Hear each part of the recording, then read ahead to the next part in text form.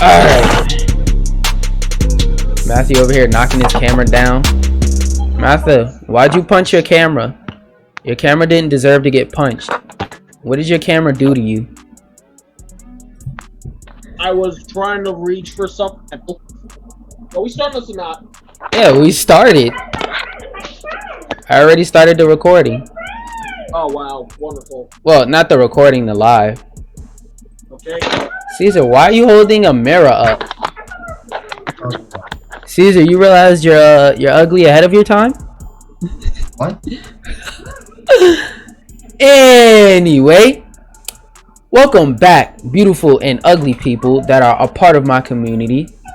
Welcome back to the Nobody's Safe podcast, where I still haven't thought of an outro, and at this point it has basically become my intro to say that I have no intro, and I just realized that I called my intro my outro. Yay. Ew, Matthew, I can see your forehead. Ew.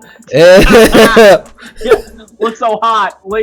Yeah, get a load of this, ladies. Ew, Matthew has a lot of forehead. Matthew's a 5-head, people. Matthew's a real true 5-head. Yeah, they can't resist Weldon, not Matthew. Let's make that clear. Let's make that clear. Yeah, but you still don't have an outro, my guy, or an intro. You mind you trying to come up with one? Oh, I thought so. Oh, I thought so.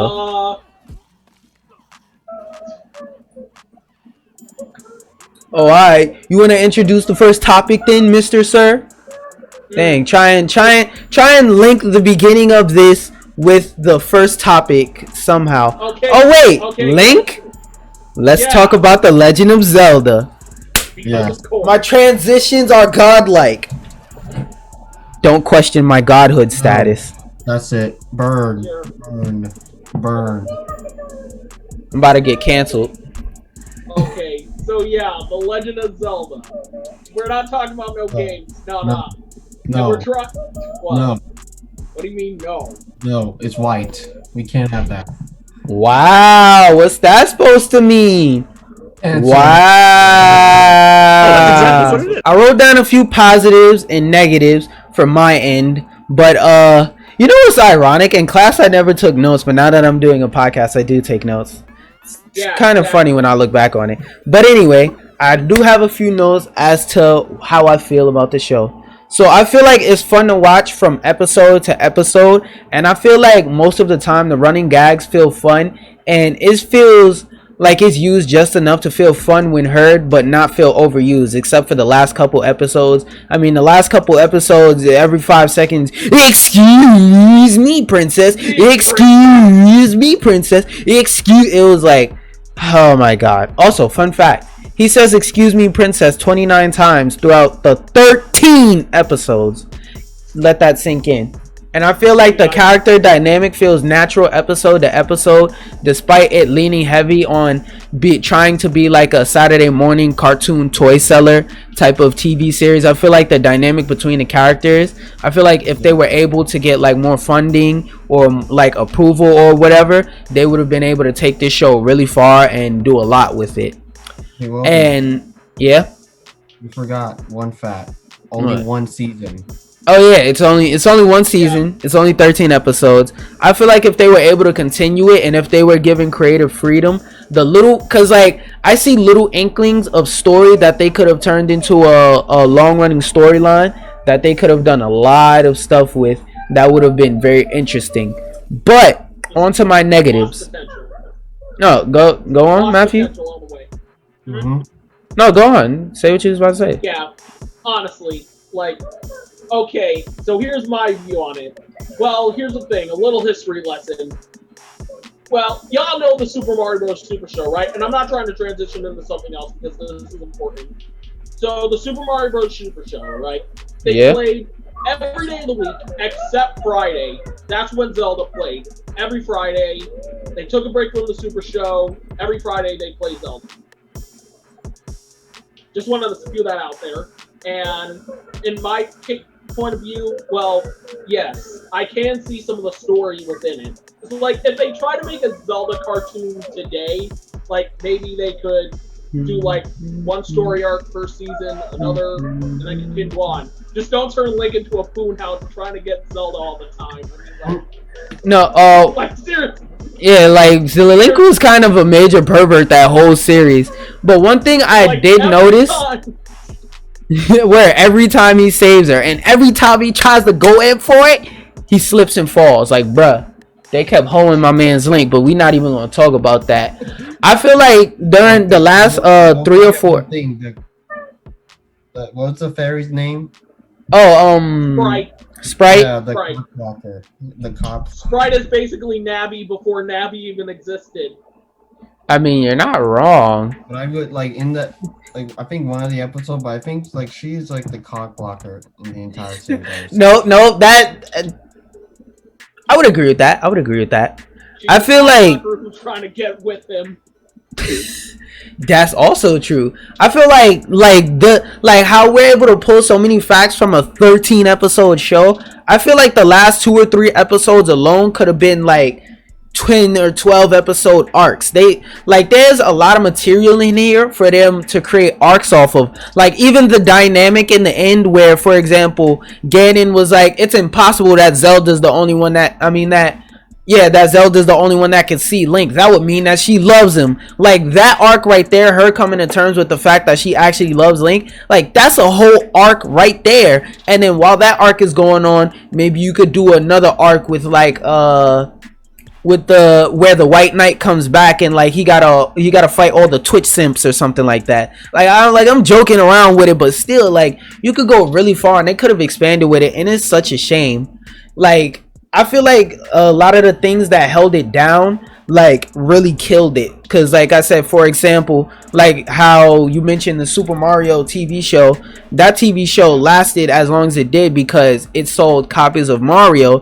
And another thing I think that really held it back is that the difference between Mario and Zelda is when people play Zelda, they play Zelda for the story. Nobody has ever said, yo, I'm trying to play this new Mario game to find out what happens to Mario. He runs in the castle, there's a toad there saying, oh, you missed the opportunity, your princess is in another castle. He does this for about 4 to 5 castles, then he catches Peach. It has literally been the same story for about 20 years.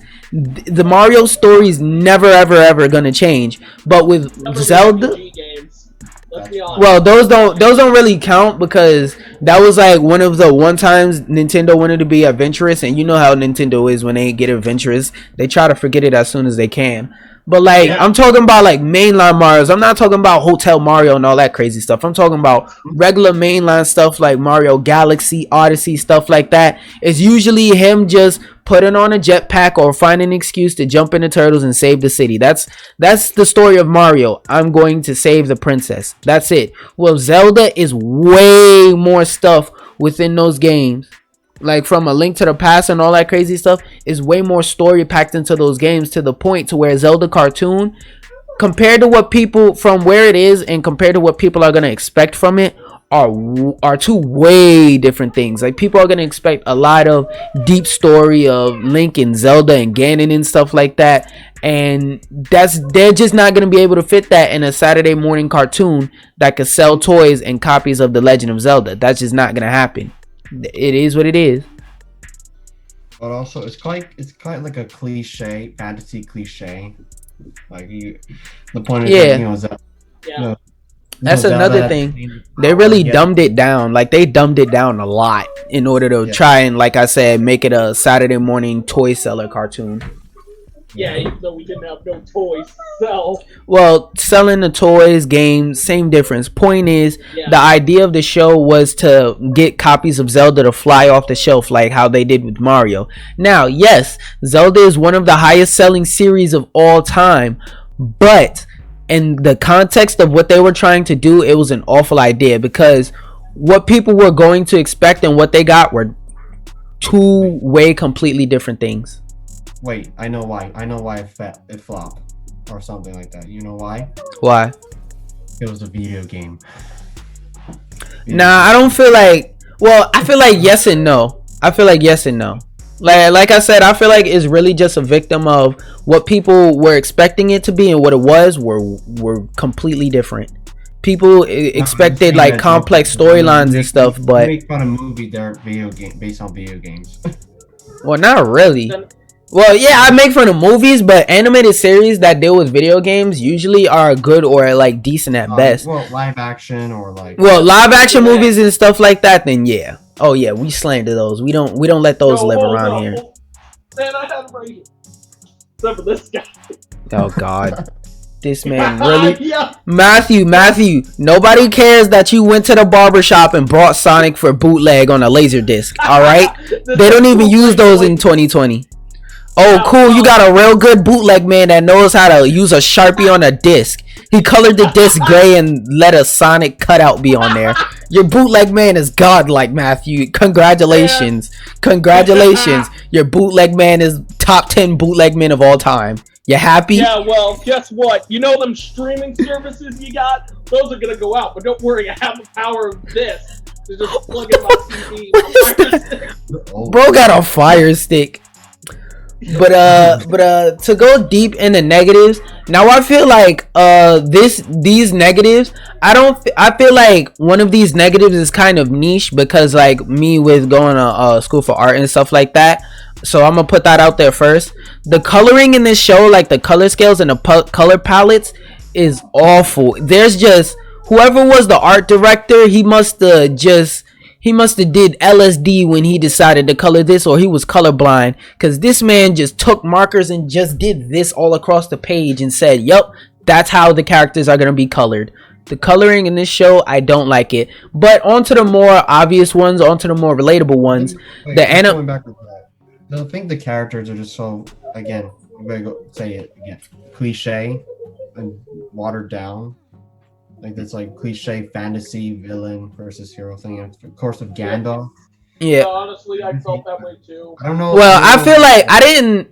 For me personally, I don't tack on any blame for that because, like I said, the nature of the show was it supposed to be a toy seller, video game seller, whatever. Back then, video games and toys were the exact same word. So it was supposed to be like something that made copies of Zelda fly off the shelves, and it clearly didn't. So I don't really put that against it, but that's another reason as to why the show only got 13 episodes.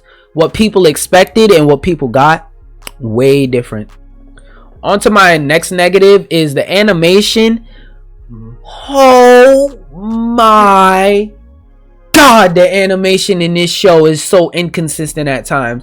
I remember there was one scene where 1 second Link had eyebrows and the next second Link was running around here like XXXTentacion when he had the gray colored dreadlocks. Like the animation in this show is so inconsistent and ugly and is dated at best.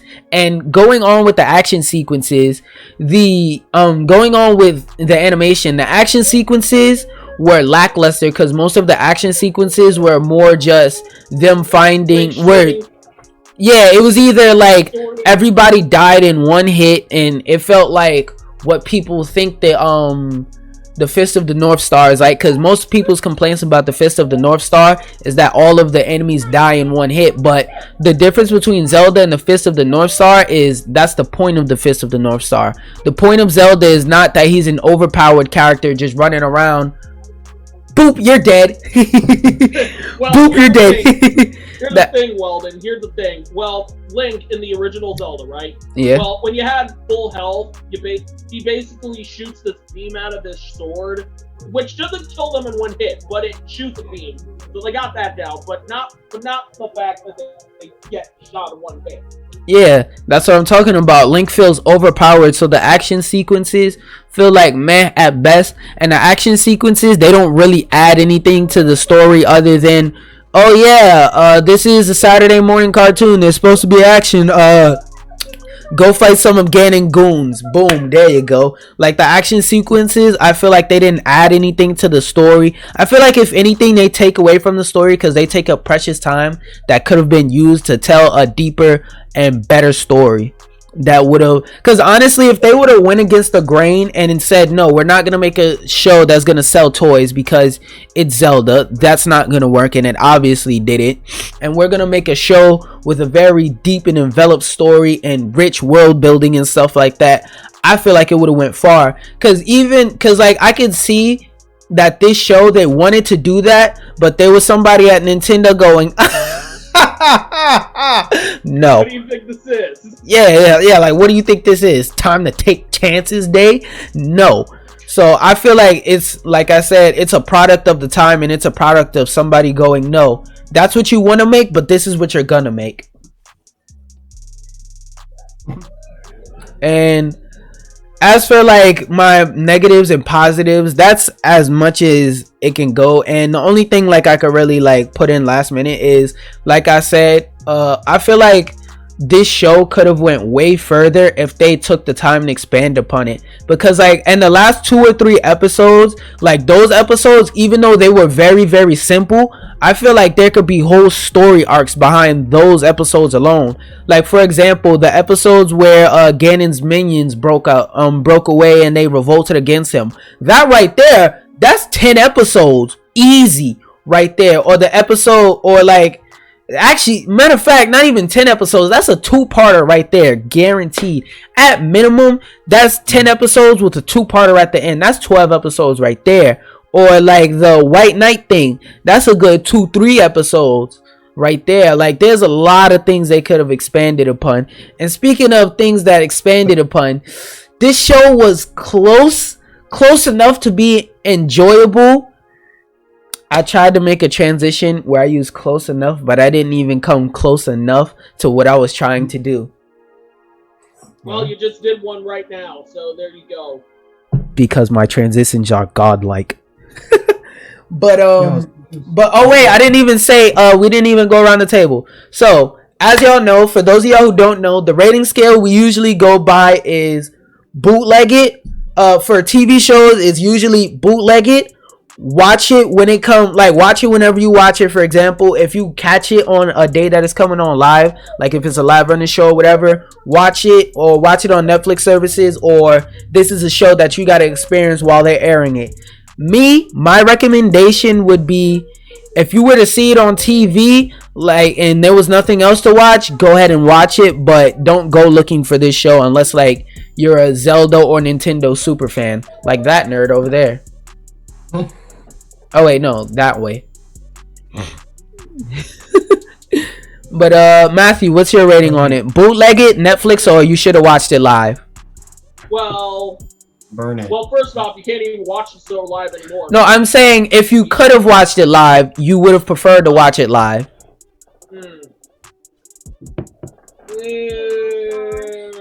Damn, this is hard because it ain't Mario Bros. 3, the show. So, I'm leaning towards bootleg it. Alright, Caesar, since you're raising your hand patiently like a kind student. Yes, thank you. I know what to do with it. I will burn it. I'll probably delete it from the server. So you're going with don't watch it at all? Yeah, I'm gonna go. Everyone, don't watch it. I hate you in your Maybe soul. They actually grab the Triforce of Power when they have the chance. Exactly, and that's another thing. Like this show came so close to being enough, but it didn't. But now that we're done talking about that, let's talk about close enough. Regular show for adults. Yeah, that was my first. That was literally my first point. It kind of feels like regular show if it was allowed to be an adult / older teen show. Like if they let, lock you up. I got you. Give me 1 second, y'all.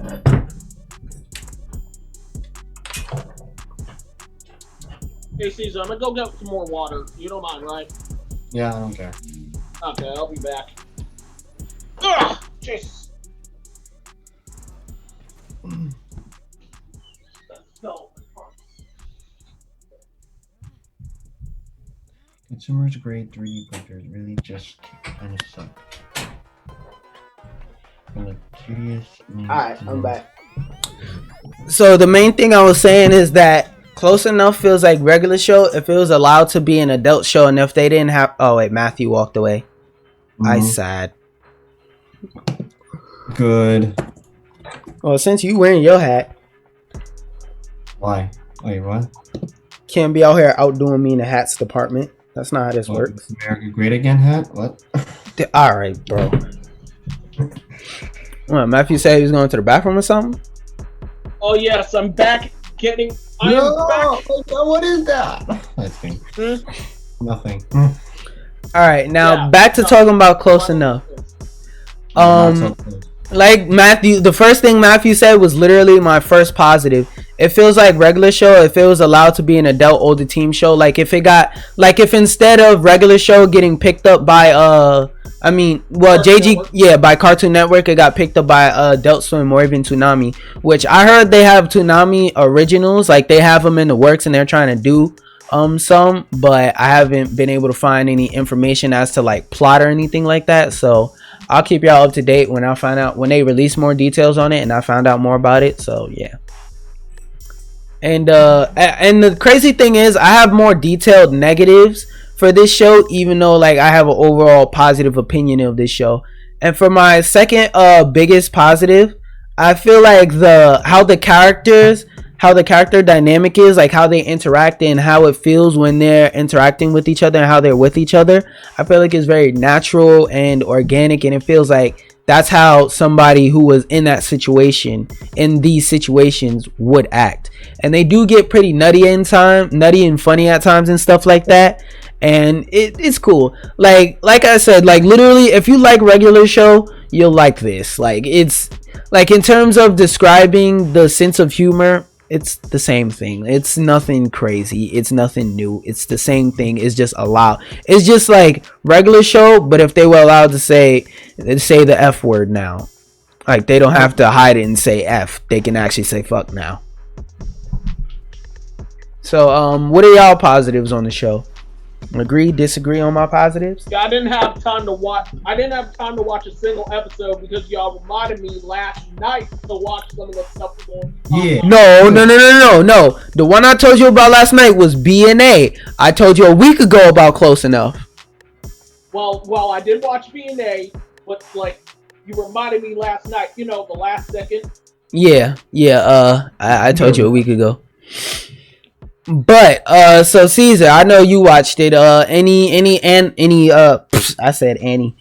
positives about it? It's quite funny. That's the positive part. There's some humor into it. Like I wouldn't expect from the person who made regular show. I wouldn't because this show is like adult, like young. Bro, like did you used to watch regular show a lot or no? I think so, yeah. I know. They're like this show is literally regular show. Like they JG Quintel even voiced the main character again. Yeah, they use a lot of the same voice actors. I don't know what happened to Rigby's voice actors, but a lot of the same.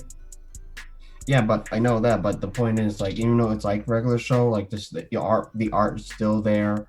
But the point is, like, all the cursing, like adult sexual or adult references, is like, what the? Like, I would not expect from that. I would say. Hey. All right, now on to the negatives. The animation, it isn't bad, but the animation is kind of. Wait, what are you talking about? Like they could have done something different. They could have tried to switch up the art style a little bit. The animation is Wait, what are you talking about? Close enough. Like the animation, the scenes, the characters, the way they're animated. I just feel like they could have done so much more. They could have done something different. They could have mixed it up and did something new. Oh damn, I should have told that. They could have done something new, but I feel like it's not bad, but at the same time, it's not anything that's gonna make you go, whoa, that's crazy what they did there. It's like it's the same animation I've been seeing out of regular show for the last 5 years. It's just people instead of birds. It's nothing amazing. It's not gonna blow you away. Yeah, instead of talking gumballs and floating cats, it's just people.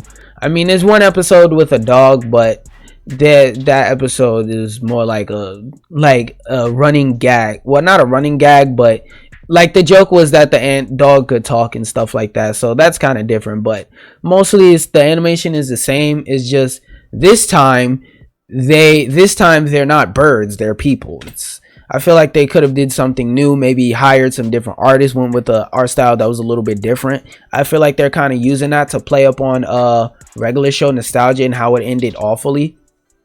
And another complaint I have is the soundtrack. Now, I know nobody watches funny shows for soundtracks, but I feel like the soundtrack is at best okay. At regular, it's, oh my god, who chose this? Like, the regular show theme, like, I'm not gonna go into it, but if you were to sit there and break it down, the regular show theme, like, actually was, like, thematically speaking, it was actually, like, dope. Like, if you just hear it like how Matthew just showed, like, most people just hear a fart in their ears coming out their TV speakers. But if I were to actually sit here and break, oh yeah, a fart and a few light switches. But if I were to sit here and break it down to you, you'd be like, oh, okay, that does make sense as to why all the sounds that are there are there. And even when they switch it up and stuff like that. And for the theme of this show, it was just, you know, some peppy, like, it was kind of And some of my final complaint is some of the voices in this show sound kind of stale and feel like, oh, you're here and you voice act, so yeah, why not just hop on the mic and read a couple of these lines for us, please? Like the way everybody's reading their lines, it just feels like they're just reading it. It doesn't feel like they sat down, took the time to get into character. It just feels like, oh yeah, and then the car went boom da boom da boom, and then I ran away. Like, I don't feel no emotion or nothing in it. It just doesn't feel right to me. The voice acting feels off at most of the time to me. Any other complaints, disagreements, discrepancies?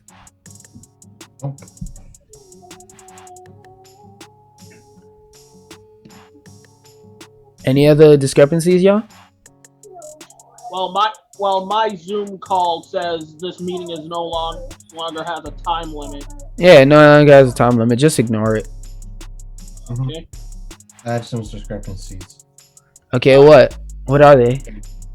Lay it down. Like I do it hurt. Should be canceled. What? Why? Why? Why not? Everybody's canceling. Alrighty, bro. Yeah, everybody's getting canceled. Ceez is getting canceled. Matthew's getting canceled. Heck, why not? We about to cancel Zelda. No. Breath of the Wild 2. We gonna get Breath of the Wild 2 canceled because of Zelda, the TV show. Every 5 seconds he was harassed. Every 5 seconds Link was harassing Zelda. He was pulling up.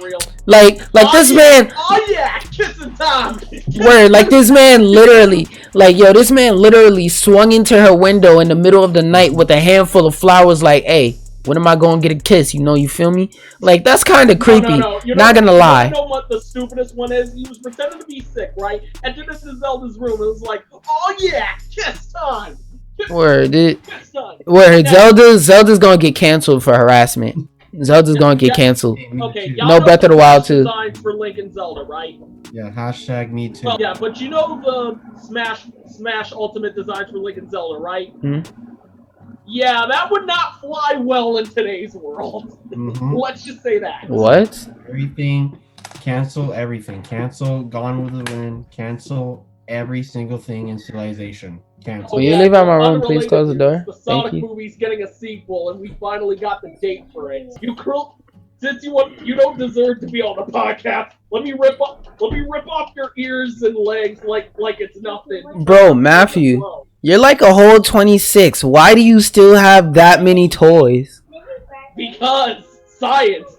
Also, I'm trying to reference B&A over here. Did you not get it? No, I didn't. I completely. Oh man, I forgot to put down notes about B&A actually.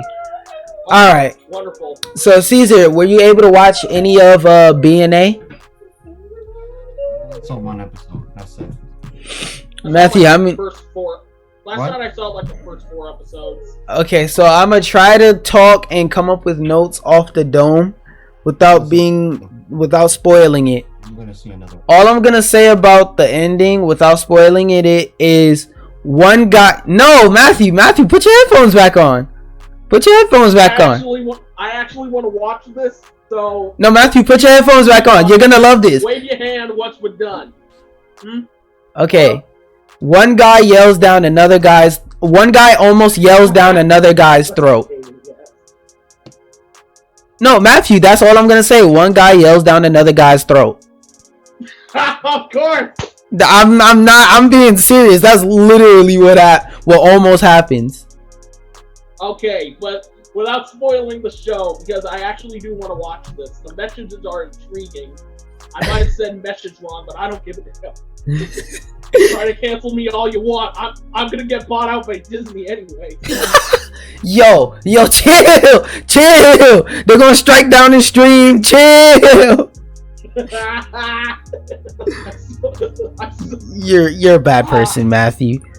All right. Such a good man. So, B&A. The main thing I like about the show is the color grading. Now, the color grading in this show, it's interesting because thematically, the way they color this show, every color, like, I'm really trying to go over stuff that doesn't spoil it. This is hard, and I have to come up with it off the top because I forgot to write my notes about it. I just watched the first 4 episodes. All right, so you tell your negatives and positives, and I'll piggyback off of that. That's way easier.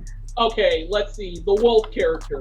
My God, what? Oh my God, this man. Oh no! Later on, you're gonna see why. He's goated. Yeah, I know, but it's like he ripped off this guy's horn, almost his antlers. This other guy's antlers too. In the first episode, I'm like, damn. Hey, I think I might be. Yeah, I'm surprised the girl character is like, okay, yeah, I'm just gonna walk over here. Yeah, because he's not just ripping off any old horns. He's not just walking down the street. Hey, you script! I feel like ripping your horn off. Yeah, no, he was only doing it to criminals, to like people committing crimes. Yeah, I know. Yeah, I know it's a deal. Well, so far I only watched 4 episodes. Wait, so tell me what's the last scene in the 4th episode, so I know how far you are. Episode? In the 4th episode? Yeah, like tell me what's the last thing you remember in that episode. Okay, so the main character, right? Mm-hmm. Because she was an experiment of these other guys. The ones from the hospital in the third episode. All right. That's about the last thing I saw from that episode. But like my favorite moment came in like the 2nd episode. Okay, it's not really my favorite. I don't have a favorite moment yet. But the most distinct thing, the discrimination that everybody has to suffer through in that show. Yeah, that's. You have a city. No, keep going. You have a lid for this? It kind of reminds me of like you have a lid for this? And the stuff based off of X-Men. You should find a lid for that because there's ants in there. Because we have this one group of people in this You don't want the city, ants to get into that. which all the humans hate, right? And so go see if you can find the cap or if you could put a tissue over it. Torture for all of them. Like, yeah, this show is really relevant too because it's basically going over racial injustices and like the way the plot envelops later on. Let me just put it like this. The way the plot envelops later on is basically like they're trying to deal with their differences by eliminating everybody who they believe is a threat to their way. Are you okay? They're trying to eliminate everybody who they believe is a threat to their way of life or their preference of their way of life. And I find the dynamic interesting and very relevant in today's modern day climate, and it's pretty cool to me. It's pretty cool, and it came out very well. I feel like overall, how I would rate it versus on the scale of, well, since this is streaming only, I have to come up with a different scale because Watch It Live isn't available. So, let me do this. So for the scale of streaming stuff, I'm gonna do it when season 2, like if this show gets a season 2, you should binge watch season 2. If this show gets a season 2, you should binge watch it day 1 as soon as it comes out. Step number 2 is if you ever get some free time and you decide to watch it, Would I recommend you watch it even then? Yeah, go ahead. And yeah, don't watch this show. If this show is on in the background and you see it, you're not gonna die, but don't go looking for this show. My recommendation is when season 2 comes out, watch it day 1. And I know a lot of people like, because like the first thing I thought and I saw when I saw the first episode of this anime is like, all right, this is about to be some furry anime. And that's what most people like who haven't watched it believe and think. But most of the anime, except for the Tanuki girl, nobody's really in their furry character form, in their Rule 34 form. Like most of the characters are actually human. Really? Like Really? You had to bring up furry. I'm done. I tried to slip it in there, but you wouldn't let me. That's what she said. I tried to slip it in there, but you wouldn't let me. But yeah, most of the show, nobody's even in their Rule 34 form. Yeah.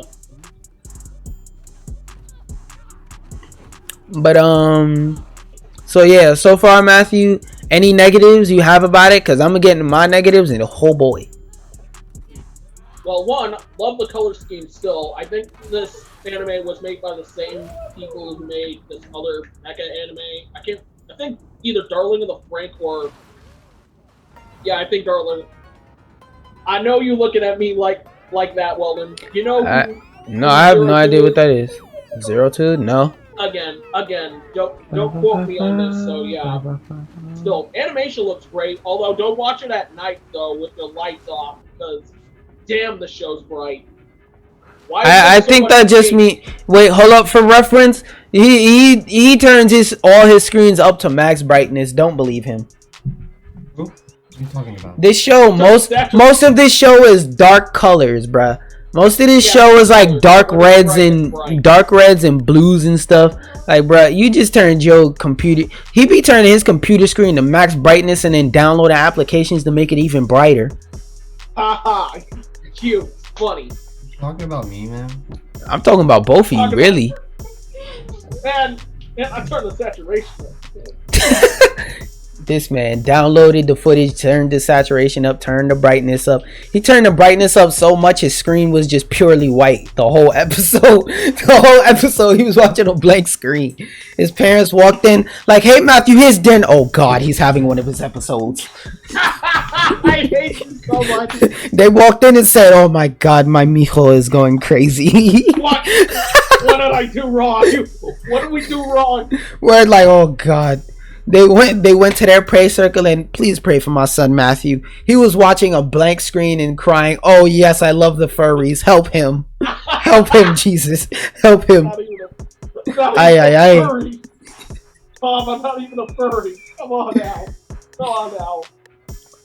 I'm not gonna lie. If you like furry stuff in your anime, this anime gives you enough furry stuff to have and love. Now, next, for my quick review of the game HyperScape, which is still in the beta phase, and how I feel about it so far. So, I'm going to go right off the rip, and truthfully, I haven't been able to find any negatives about this game. Could get negatives later, it could not get negatives later. Basically, how I feel about HyperScape is overall good because I like how fast it is. I like the idea of how all the abilities are universal. So, for example, in Apex Legends, where if you want, let's say, Loba's teleport, you'd have to pick Loba. Or if you want Bloodhound's abilities, you have to pick Bloodhound. And this game is more of just you pick your character, and whenever you find an ability scattered around the world is when you find it. Like how, not exactly in Fortnite, but kinda, you know how in Fortnite whenever you find guns, like if you want a certain gun, you have to go out in the world and loot and find it.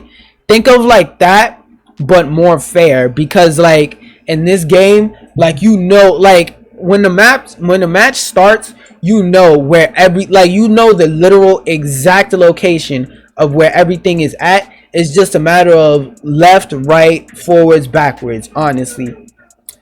And that's one thing I like. So there were no like metas favoring great characters. Going on with the abilities, I love how the abilities are balanced. You know how like in certain games, like sometimes one ability may feel more overpowered than another. In this game, I feel like there's none of that. I feel like all of the abilities are equally balanced. Like in this game, which ability you pick comes down to preference. I hear a lot of people enjoy slam, but at the same time every ability has its own amount of counterplay, so no ability is just like, if I pick and choose this ability, or if I am walking around in the world and I find this ability, I'm literally God, you can't stop me. LOL, LOL, LOL, I just got a free win. I feel like none of the abilities are that, because every ability has a direct counter and neutrals. So it's like kind of a skill triangle. So you know, like how in rock paper scissors, if it was just, let's say, paper rock, then paper would be overpowered. Then literally every time you play rock paper scissors, you would just do this, because if I pick rock, no matter what, I'm either gonna tie or lose, and I want to win. So if I pick paper, but you know not to pick rock as well, because rock is a bad option, so you're gonna pick paper. So we're gonna eventually gonna get to the point to where we just stalemate every time. Versus rock paper scissors, if I pick paper and you pick rock, then it's like I could also pick scissors and cut your paper, if that makes sense. So like every move has a direct counter and a neutral response to it, to where it's like, technically you can use this on a counter, but it's not designed as the direct counter. I love the freedom of movement of how the platforming in this game feels, because like in Apex Legends, like I feel like the platforming is good, but they could do so much more with it. I feel like also the revive system feels cool. So this is the revive system in short.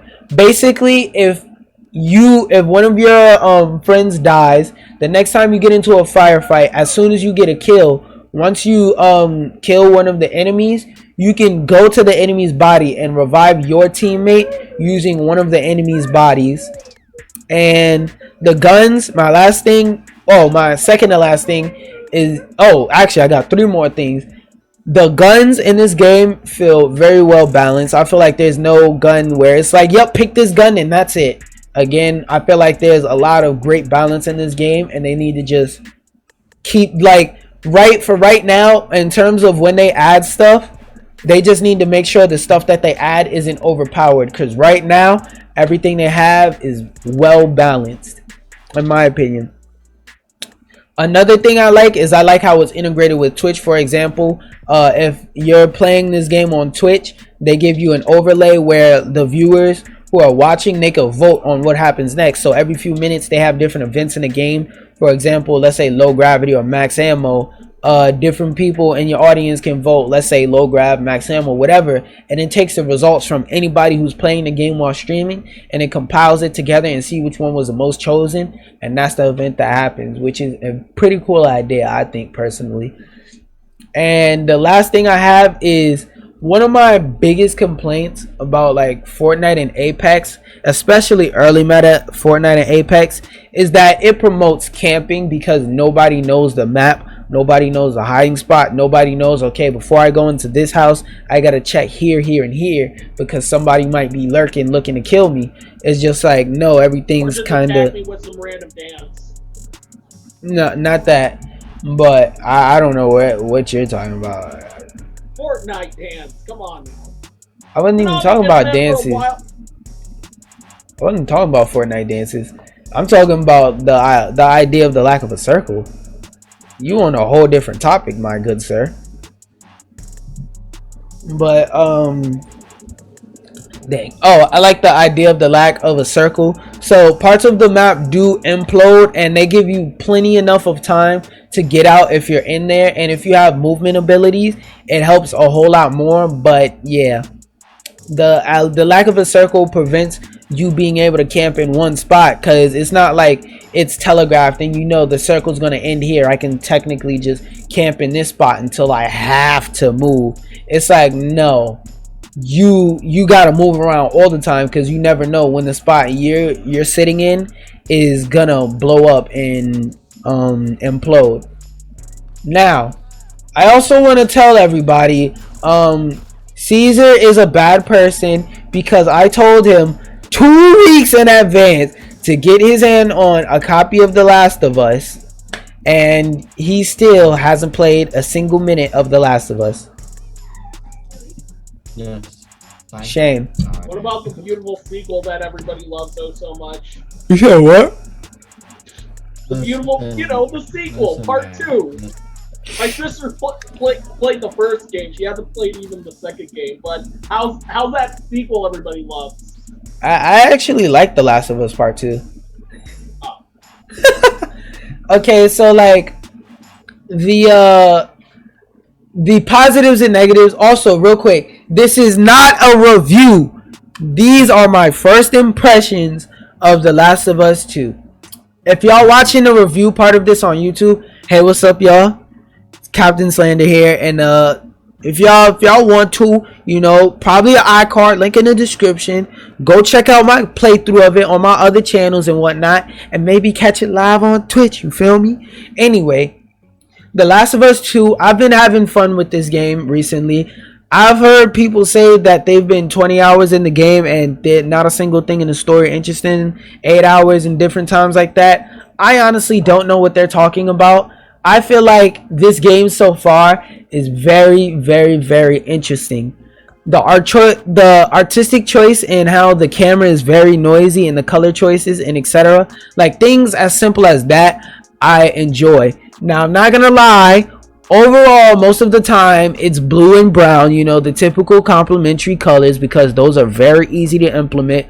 But I feel like at times, it could be real colorful and vibrant and feel creative, inviting and warming. And then other times, it's just gloomy and sad. I feel like this game is really good at setting the mode. And for those of y'all who've played through it, without trying to spoil too much, I'm at the part with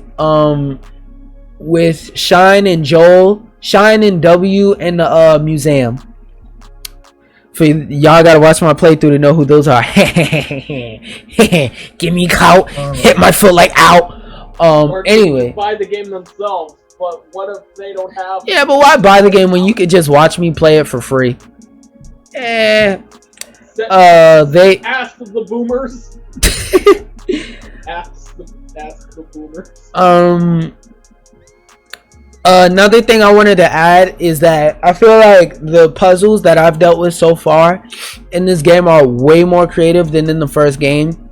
And they made the touchpad menu more than just a useless story element. Because I feel like in the first game, the touchpad felt like just the way they use the touchpad and the motion controls. It just felt like, oh yeah, there's a touchpad and we have to use that because we're a first party PlayStation dev. Let's just add in, you use it to open the menu, whatever, cool, blah blah blah. But in this game, they gave actual value to the map, because now you can use the map in game to tell where you're going. So like they don't put a marker on the map either, which is one of the negatives I forgot to put down, that the map system in this game is awful.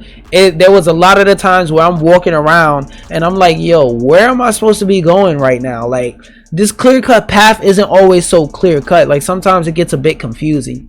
And I'm like, I feel like they did that on purpose for the sake of padding, but whatever. And on to my negative. Wait, I had another positive. It'll be on the side or whatever if I think of it. And on to my negatives. Ellie doesn't look like Ellie. Ellie looks like Eli. She looks like a whole guy, but whatever. This game has a case of what I call Assassin's Creed syndrome. Now, what is Assassin's Creed syndrome? Assassin's Creed syndrome is the idea of a game where I press one button and depending on where I'm standing, that button does 100 different things. And if I move over 2 steps, it does 100 other different things. And it's like, come on. Like, there were so many times so far in the first 10 hours of the playthrough where I've been pressing one button and like I'm like, okay, why is it not doing the action? And I'll be embarrassed and look and be like, yo, okay, I know I'm pressing the right button, like, what are you doing? And the last thing, in terms of the buttons things, like I said, Assassin's Creed syndrome, dodging feels awful. Oh, that was the last positive I was trying to think of.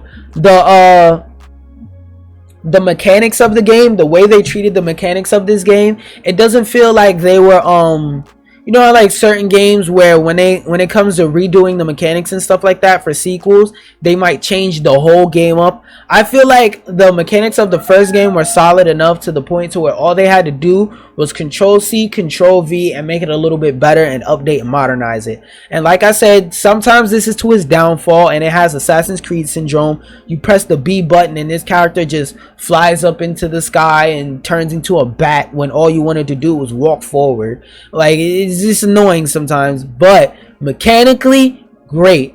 Control wise, it feels like I'm using a pizza box to control this game at times. It just feels weird and awkward. So now that my mini reviews and first impressions have been said, do y'all have any last minute topics y'all want to bring up before I start to close it out? Right here. Go ahead. Sonic movie. I'm being serious because we talked about the Sonic movie. Oh, a sequel? Yeah, the sequel, because it was confirmed earlier this terrible year. And guess what? Yesterday, they just gave a release date. Oh my god. April 8th, 2022.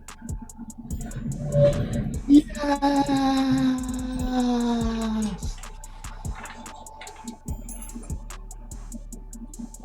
Hold on. 2001? I think he just... Yeah, I think he just died.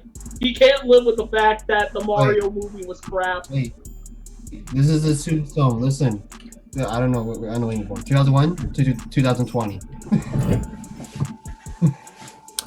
Let me sing you a song real quick. Okay. Ba da ba ba ba ba. Who asked for this? Who asked for this? Dude, who asked for this? Nobody at all. Who asked for this? Nobody. Who asked for this? Not a single soul. Who asked for this? Not one person. What? Oh, the first Sonic movie was awful? Oh yeah, definitely. If there wasn't a youngin sitting here, I would say that it's horse doo-doo. Oh dear Lord. So what you wanna put out there about the Sonic movie? Again, the sequel's coming out in 2022. This man's about to bend over for money for the Sonic sequel, so he could go to the movie theater. He's like, oh yeah, the Sonic sequel. Time to hit up the alleys.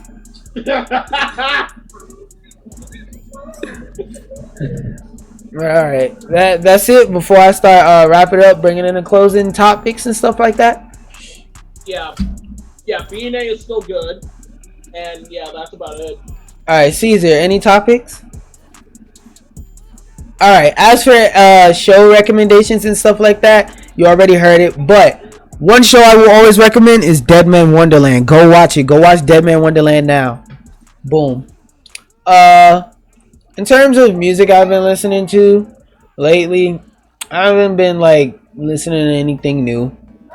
What have I been doing new? Oh, I've been in the Discord more. I think I'm gonna start doing days like Mondays. I'm gonna play games with my Discord and stuff like that and plan it. I don't know. I might not. Link is in the description to join my Discord. Come through. I'm trying to grow and expand my Discord so that it's more people in there, so that when it's time to go have fun, I go in the Discord, have fun. Y'all could go in the Discord, have fun with each other, you know, different stuff like that. And yeah, that's about it. I'll let you say any final words you have, Caesar, while I look up the Webtoon recommendation of the month. Also, I'm the Trapper of the Year. I said I'm gonna let you put out your final closing thoughts and stuff like that while I look up the Webtoon of the month. Final thoughts? Thoughts? Yeah, any final thoughts? Any final topics you want to bring up? No. Nope. All I can say is R.I.P. everyone. You did it too early. All right, the two recommendations I have for this month is, I'm not sure if I recommended this but a comic called I Hate Myself, aka Matthew's autobiography title, and Axe. I hate you so much. That's gonna be the title of his autobiography, I Hate Myself. But that's also the name of the webtoon. Links down below, and Axed. I like both of these webtoons. They're real fun to read. They're real playful and colorful and stuff like that. And yeah, I want to say something, but there's a Churgamans here, so I'm not. Anyway, now cue the outro, Caesar. Caesar. R.I.P. everyone. Hey, we out.